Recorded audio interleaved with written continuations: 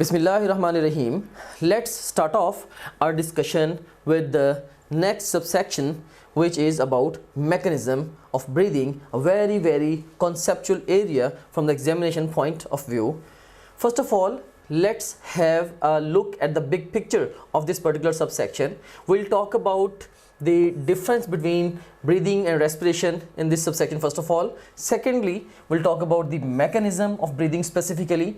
Thirdly, हम lung volumes and capacities पे बात करेंगे. Fourthly, we'll talk about the regulation of breathing, and last of all, we will talk about the composition of inhaled and exhaled air. Rather, we'll actually construct a table of the comparison of the composition of inhaled and exhaled air. So let's start off with the difference between breathing and respiration. And I have got few questions for you at this stage. A option is pulmonary ventilation, B option is external respiration, C option is internal respiration, and D option is cellular respiration. पहली statement है exchange of gases between lungs and blood is. अब lungs और blood के दरमियान जो exchange of gases है इसको हम क्या बोलते हैं? This is by definition the external respiration.